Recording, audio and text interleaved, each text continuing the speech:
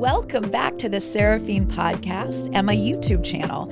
I'm here with my beautiful lady, Chelsea Atia. Hello, hello. Hi. And we are covering the Real Housewives of Beverly Hills. And this episode this week is called Seals, of Approval. Literally making reference to the sea lions of their visit to Del Mar. We start out this episode with what I have to say I so relate to. When Johnny and I get ready to go on a big trip, I always think I've got all my stuff together, but it turns out to be like a Chinese fire drill when you get out of the car and you're running around in circles. Oh my gosh. Kathy, like, not having her bag. Kyle's like frantic all over the place. She's stressed out. Well, it's so funny that Kathy Hilton is honestly, when I saw this, it was reminiscent of the This Is Paris. I don't know if you watched that, but This Is Paris, she did this whole documentary on herself. And there's a scene in it with her and Nikki. And Nikki goes, every time we go anywhere, it is this big show of Paris, like going, I don't have this, I don't have that. And I'm like, oh, like mother, like daughter. Yes. I feel like she's a carbon copy of Kathy. It's so nuts. So we see kind of everyone getting ready for this. I do think that it was really funny to see Kathy and Dorit on their little like FaceTime. Yes. Because you see how Dorit just talk. And Kathy's like, she's always just adjusting her lip. I mean, it's hilarious. And Dorit just keeps going. Yeah. But I feel like if you were Kathy Hilton's friend, you would just feel lucky to be hanging out with her. I was literally thinking the same thing. Like, Dorit's probably like, oh, Kathy's calling. Like, she would do anything. Totally. These ladies would do anything for Mrs. Hilton. Even Kyle calls her Mrs. Hilton. Give it to Mrs. Hilton. Totally. And it's so funny how, Kyle really caters to her sister. I mean, she made the reference of like when Kathy was born, she was like the golden child. And then when her mom passed away, like the duties of taking care of Kathy Hilton went to her. Yeah, I know. I love it. Which is crazy because Kathy's the oldest. I know. And she was baby. She's such a diva. Yeah. She's such a diva. Well, I think the other thing that was interesting was to watch how Erica brought her dog with her. Mm-hmm. I thought it was an interesting thing because I'll be honest with you, dogs are like sometimes a buffer for me as well, to where, you're socializing, but you're also like, oh, I gotta go. The dog needs me. Totally. I think that was pretty smart for her to, have that. Now, I want to know who the lady is. The lady who Kyle makes reference to, well, actually it's Kathy. Kathy's like, call the lady at my house who has my phone. This woman is a superhero. She gets on the 405 with Kathy's phone. I mean, who's the lady? I need to know who this lady is. Whoever the lady was, though, or is, she probably got a little in trouble because she forgot the bag originally. Totally. But well, actually, I think it was the phone in the bag. I think she had the bag was the bag at Kyle's? The bag was at Kathy's. They forgot to put it in Kathy's car. I gotcha. So the bag was left behind with the phone. All right, of course, and she needs her phone for sure. Yeah. Then we do that. Then I love this because we all know the picking of the rooms. Aaron has traveled with me before, and like he knows that I like to scout out the place and be like, okay, this is my room. Everybody else can do theirs. Yeah. And I love how Kathy picks her room, and then all of a sudden she's like, is there a closet in here? I know. And Kyle's like running to put her stuff down. It's so funny. So we go into just people getting ready, I think, for this first initial it's like a picnic on the beach. Really cute. Oh my God. They do that now. There's companies that do that now in different parts of the country, and it's such a cute idea. I love it that Kathy like set that up and everything. I really did too.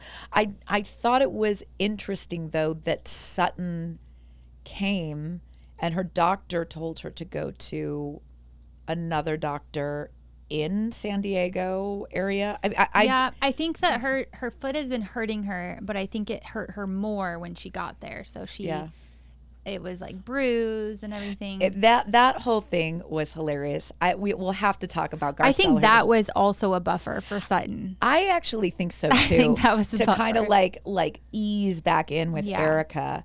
So we see the pop-up picnic, and oh my gosh, if Dorit wears those freaking pigtails one more time, I don't like it. Oh my god, she looks like and these bangs on the side are too short. They needed to be longer, like she has in her interview with her hair in a bun, and she has those long pieces with a pretty corset. Like those pieces are good like this, but when you have like short hair, like short bangs like this, and the rest is back and it's just parted, it looks a little.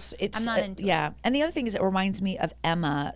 Like Baby Spice from Spice Girls. It's very 90s, but like with her eyes and the hair, I'm like, oh, and it's almost too perfect. Yeah. Like almost plastic Barbie doll hair. I was like, not my favorite, but I do appreciate her stepping out. The effort is awesome. You always know Dorit's gonna show up. She does every time. So I love seeing Del Mar and La Jolla. It's my old stomping ground, first place I lived, and you've been there. Yes. And it is so crazy, the sea lions that come up off the beach. I mean, this is a real thing. It is. And they'll be right next to you. You just can't bother them. But yeah, they were doing the deed. Yeah. Were they doing that? They were definitely like bumping some uglies. I don't know what part of the uglies they were bumping, but they were it's crazy. So then we're going back to a revisiting of Erica, and they're kind of asking her like, all right, Sutton isn't here. Right. How is this? Like everyone's kind of like tiptoeing around it. I think Kathy just wanted to have a good weekend. So I don't remember who was the person that brought it up, but it might have been Dorit. It was Dorit. Dorit was very much like, after she got off the phone, I'm like, Dorit, stirring the pot. Oh, yeah. She stirs the pot a lot. Then Erica goes in about, how, she was called a liar. Which, by the way, she wasn't called a liar. No, she just called her out on a lie. Exactly. But she didn't go, you're a liar. She's like, it just sounds like a lie to me. Yes. She took that and she went with it. She did. She took it down to the end zone. Yeah. And, I don't know. She tackled herself because I think everybody was like, what the hell? Yeah. But, the thing that came up again, and Kyle kind of was this whole thing about the alleged head injury versus the ankle. Yes. And then it was interesting because Erica did clarify. She said that a traumatic brain injury, you shouldn't go under to correct, like, whatever it is, the ankle. But again, it's so uncomfortable because the way she explained it, and the way that the dinner with Dorit and PK and Kyle and Mo were talking. I mean, they were making fun of him, like, oh, is he a footballer that he doesn't, we're not going to do the brain injury, but we are going to fix his ankle. Yeah. I mean, I felt like that was, it still sounds weird to me. It does. It doesn't make sense. And then Kyle asks her something, and she said, well, yeah, allegedly. And again, but you're the one that said it. I think to be like 100%, I think that by this point, the lawyers have told Erica that anything that she does say, even if she knows it to be true, I think she's now being coached in lawyer talk of allegedly, so that when it comes out, if they wanted to use pieces of the Real Housewives, that she won't be the person to take down her own ex-husband. Yeah. So allegedly does sound weird coming from her. Yeah. But I also am like, she's trying to protect him in some way. So I don't know. Erica makes it clear she's not backing down from Sutton at all. I was proud of Sutton, though. She was stronger. She really was. She was stronger, and she stood her ground as best she could. Yep. And I really was proud of her. I think it was pretty cool because, Garcelle shows up late. Yes. And she looked so cute, by the way, in her white outfit. She looked amazing. Yeah. She's like a freaking fashion plate. I love her to death. Yeah. And I love, she's popping her bottle of champagne in her room. I love the reference to The Shining because I have a Yes. seriously freaky deek side. Yes. I love an abandoned hotel. I would love to go during like the COVID crazy. Yeah. Johnny and I went to a hotel, the few hotels in Colorado, and it was crazy how empty they were. And it's eerie. it's so eerie. Yeah. It's so eerie. And she's walking down the long hallways and she's like, if I see a set of twins, I am out of here. I loved it. But what was really cool was I love the banter between her and Sutton. Yeah. So Sutton comes in the wheelchair. She's like, girl, what is going on? Yeah. And, Sutton addresses like, I'm really going to try and, compose myself. And, Garcelle's really in her corner. But it's so funny when she does she's like, you need help with that wheelchair? And Sutton's like, yeah. And she's like, we better not have anyone seeing this. This is Black. She said it's Black History Month. Yes. And here she is pushing the wheelchair. I was like, oh my God. And after all the shit with Sutton and all the racism talk with Crystal, like, I love that they could poke some fun Me too. at that. It was Me a too. lovely They're good moment. friends too. I think that they found an alliance with each other because I think they both feel a little left out at times. Yeah, I totally agree with you. And speaking of Garcelle, I just felt for her so much in this episode when she was sitting with the ladies and talking about, I don't want to jump ahead here, but I really liked her this episode. We can talk about that, but she's a class act at the dinner. She is. She really is. And I really did like the vulnerability in what she was saying, and I felt it. So well, it's crazy because I love how they set up the dinner because obviously Rinna's dinner dress was awesome, by the way. It was black so dress. good. Whew. And her body is sick. God, she's insane. She's like a Megan Fox type. Like I'm like, you just don't age, and then you have this hot ass body. And she's 50 something. She looked amazing. Amazing. She was like the MVP of the party. She I was. loved it. Dorit's face though when she saw Sutton. I mean, Dorit can make some faces. This was like not even borderline rude. It was rude. She was like, oh my God. I'm like, oh God, Dorit. She's like, oh my God, what happened to you? And I'm even like, Erica looked concerned, which threw me off. I was like, why does she care about Sutton? She does not like her, but she was like, Sutton's in a wheelchair. Yeah. And at least there was like softness, but Dorit looked like it was comedic. Yeah. So then Kathy and Kyle are like late as hell. We're watching. Oh my gosh, an hour late. I mean, totally. Right back. Kathy's like, they're having a drink. Do you work for them? Like, well, I'm like, Kathy. Oh my God, it was so dinner. funny. Kathy is such a diva. She's so funny. She is. I just love her. She's lackadaisical. She's just like, doing her thing. Yeah. Garcelle had a crazy ass ponytail though. She did. That was almost as crazy as Erica's weird bar hair extension. That on was the interesting. Dorit's, wedding dress launch. That freaking those ponytails are weird. I just think they can get a little too out there. They're a little strange. I mean, they're really strange because their head is like being pulled back. But they work it, I guess. So we and then Dorit, when Kyle finally comes in, she's like, "Were you in glam?" I was like, Kyle was like, "No." Yeah, she's over that. Speaking of glam, what?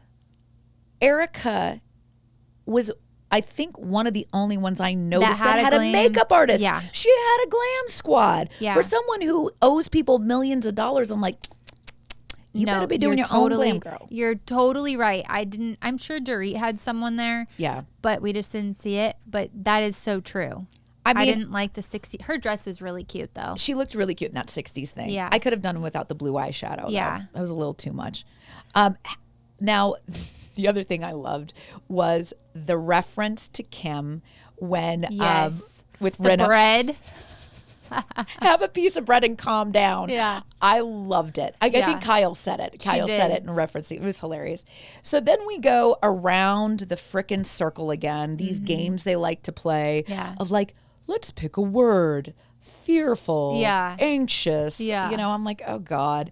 And then we have yet again Sutton addressing Erica. Yeah. And Erica is basically telling her to stick it up her ass. Pretty much. Oh my God.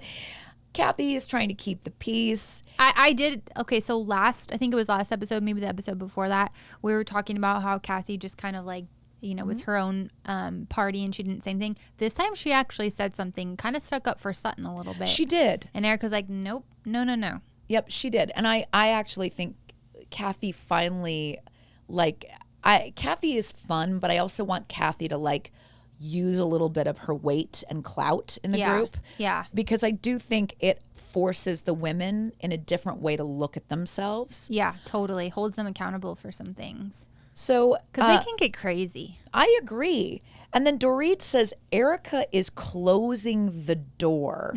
And she speaks for Erica to Sutton well, I'm her spokesperson and this conversation is done. Yeah. I'm like, Dorit, slow your roll.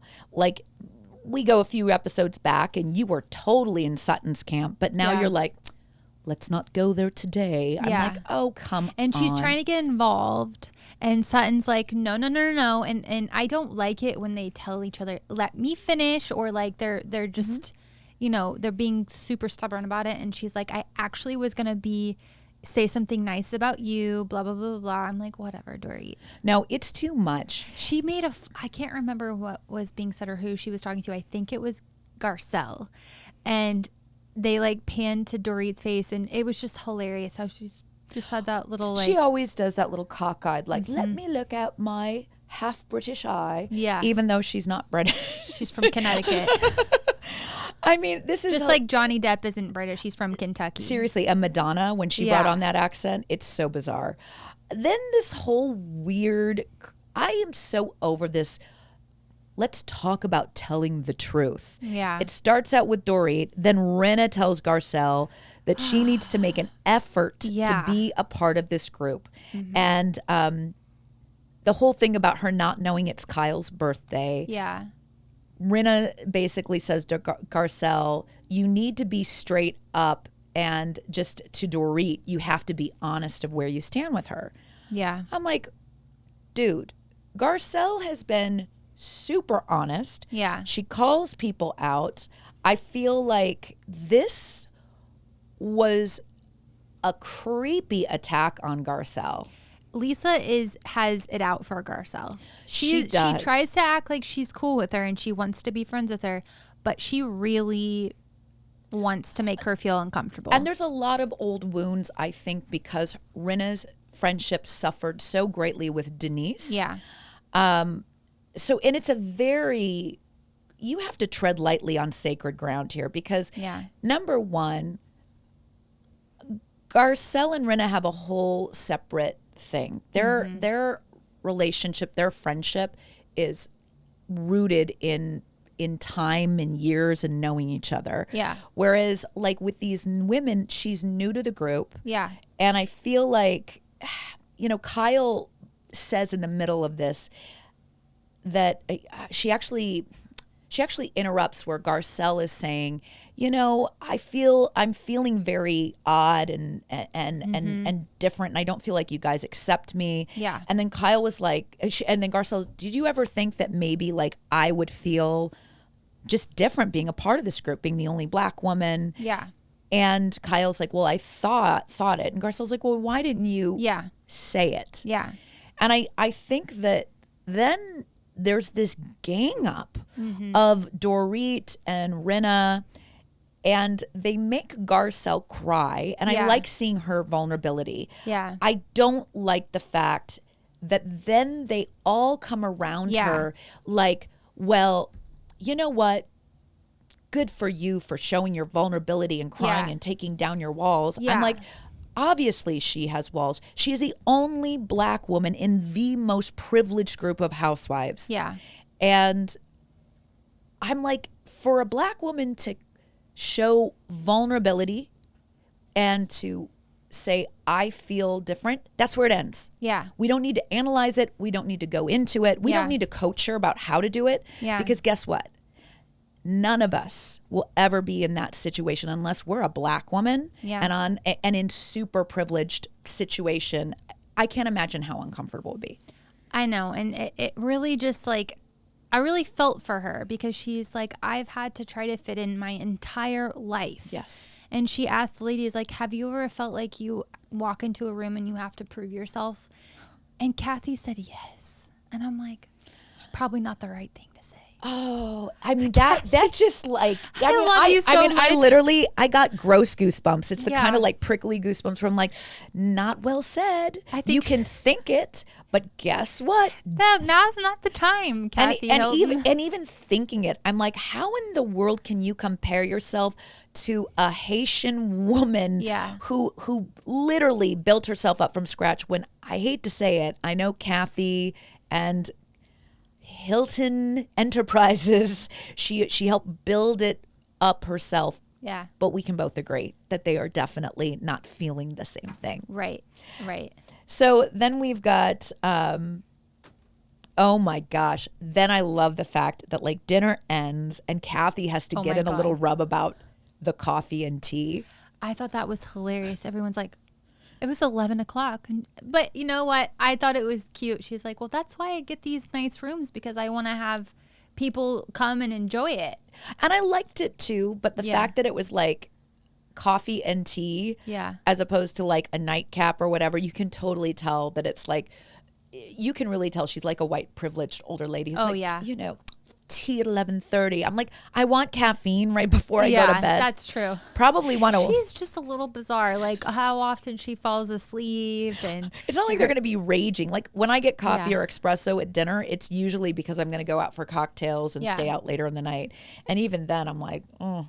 Yeah. So then we've got the next morning. Kathy decides to have a sound bath, and because I was she like, went to Kim Kardashian's baby shower. I'm like, let's cue Spencer and Heidi Pratt, the OGs of the sound bath. Yeah. I mean, they have Jasmine coming in. Jasmine did not sing at the sound bath. No singing at this one.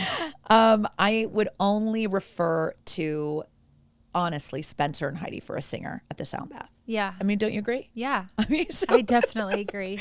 But I love that, like, Kathy basically takes a nap during the sound bath. I'm like, on her side. Totally.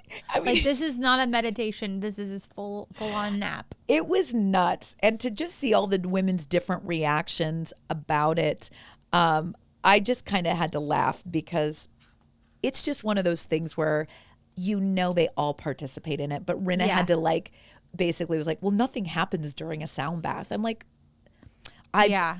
Spencer and Heidi would disagree. They would. That's all I'm saying. Yeah. Maybe Lisa hasn't found hers then. I agree. Yeah. So then we go back into a visit after the sound bath because Erica didn't go, and Tom's brother is now the conservator. Yes. Tom is basically being considered to be placed in a mental health facility. And that is why Erica's not at the sound bath, because she's kind of reeling in this. Yeah. And I do believe that this was a very honest moment with Erica. I think so too.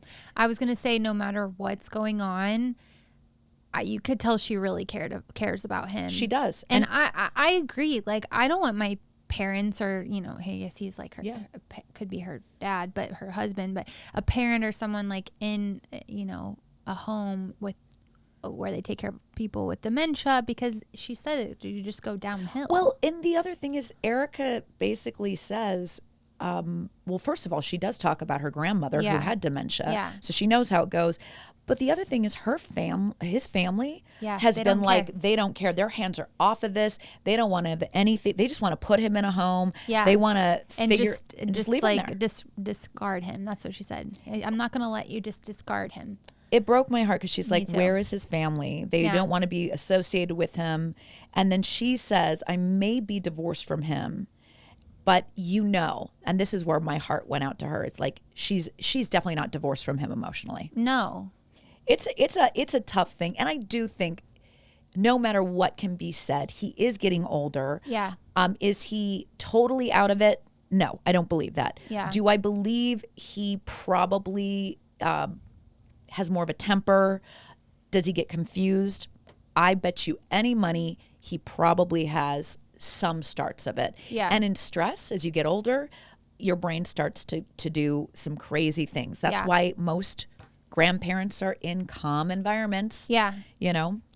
So then the other quote, if I'm going to put a quote for Erica this season, she has a lot of snippy one-liners, but the one that was really meaningful, she goes, do you want to know who your friends are? Get old and go broke. Yeah. I mean, really, though, that's how you find your true friends. Wow. I mean, that gave me some chills. Yeah. So that was the end of the episode. Yeah. I watched a little bit of the after with Sutton. And by the way, Sutton's earrings with her spiders and fireflies, if you notice, these are big ass earrings. They are wild. But Sutton was a class act with this. She was actually questioned by Andy about why she didn't reveal that the other girls didn't believe Erica. And she said in her best Southern drawl, well, that was because it's not my job. And I'm like, you are a lady with manners. You know, I actually like Sutton. You know, at the beginning with Crystal, I was like, gosh, she's just too much. Yes. But I really like her. I think she actually is a good friend. And she's learning. The other thing is she is learning. I think, unfortunately, Dorit is stuck in Karen's zone with me right now. When she made reference a few episodes ago about how she has people on her staff. That, you know, when she talked about the color reference and, you know, Garcelle, I do have you over for dinner. And I'm like, I get you're not an all-out racist, but there's a lot of things that she says that are off color, like truly off color. Yeah.